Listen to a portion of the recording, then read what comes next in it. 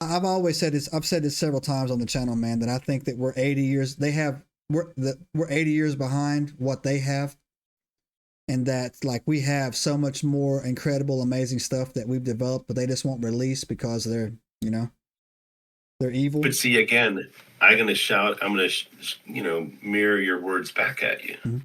What would be the benefit of that? Enslavement. So this guy, he was a prime minister in Canada. He came forward a while ago, and he said that we've been in contact with all these races before, and he says the only way that the government will ever admit that is if you promise them amnesty, because they were giving us gifts when they were coming here, like how to increase our lifespan, how to do this or whatever, but we held that back because he thought it would crush the religious order that keeps the earth from. I don't know why they think we'd immediately break into eating each other and stabbing each other when the first alien shows up, but that's just how they always use that. It would crumble the the theology aspect of it, right? Well, yeah, I mean, it would to a certain degree shatters some people's worldviews. Maybe, but here's my thing. I know at least one congressman who is convinced that they're demons.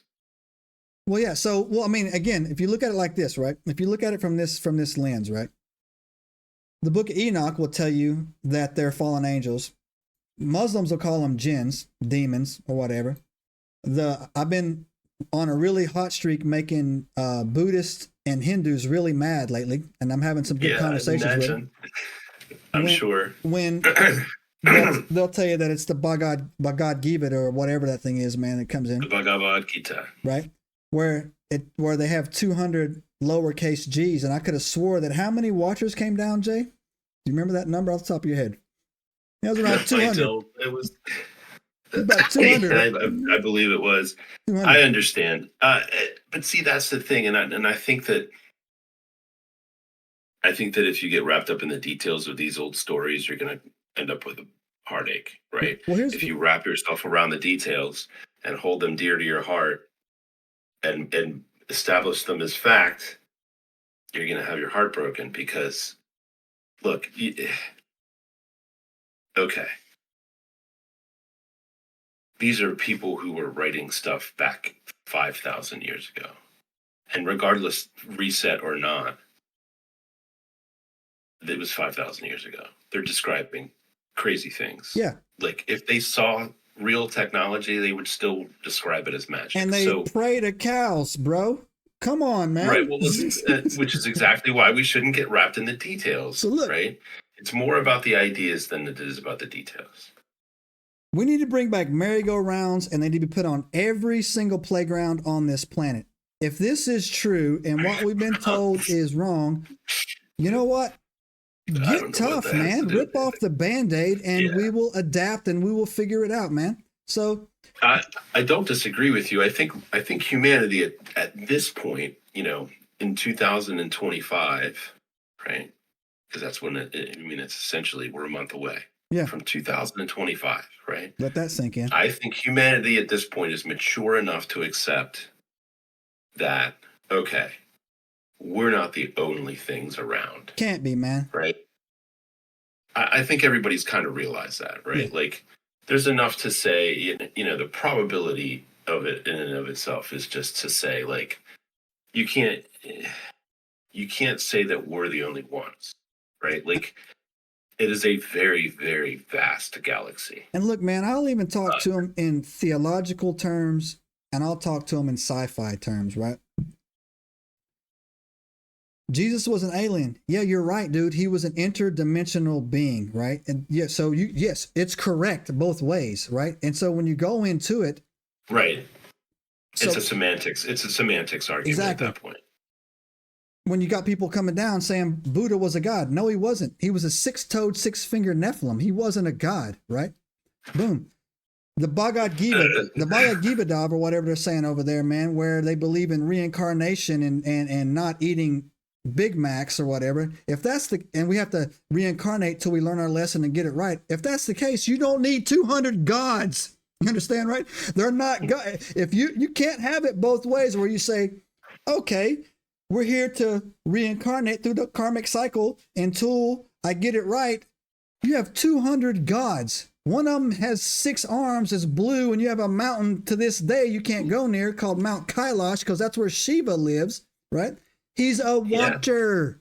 He was a Nephilim. It's 100%. It's possible, but that's where we get into the semantics argument again, right? Of like demon versus alien versus Nephilim versus watcher. Like at this point, really all that matters is non-human intelligence. Exactly. Right? That's what we need to be saying. Something that is not us. And so if it's not us, we need to ascertain what the intentions are there, right? Yeah. Like we need to know why. And here's where I go wrong. You've either been here for thousands of years or hundreds of years or however long, or you were here before us. But either way, at this point, I think we deserve kind of an explanation. Yeah, and people like to throw it in my face like, oh, why does a Christian talk like that? I'll tell you why a Christian talks like that. Well, here's my options.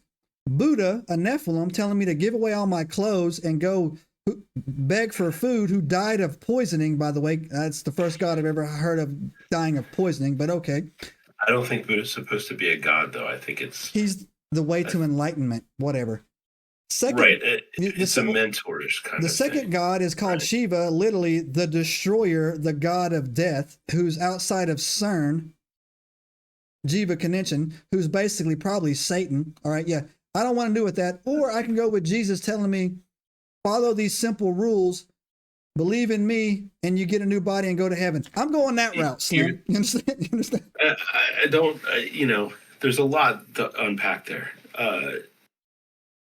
Here's the thing. I think I'll go back to what I said before. I think if you get wrapped up in the details, that's where you start to go wrong, right? I simplified it. The sentiment is this: love each other like brothers and sisters. That's what Jesus said. Be kind to each other and take care of each other. I think that is the message. And it doesn't matter what package that message comes wrapped in. That's the message. Exactly. And that's the important part. So wake up. The details don't matter. The message is to be kind and loving towards your fellow human being, because that's really all it is. We're all human beings. There's no don't subcategorize. Just be a human being. Subscribe now and turn on the notifications to join us on this extraordinary journey into the unknown.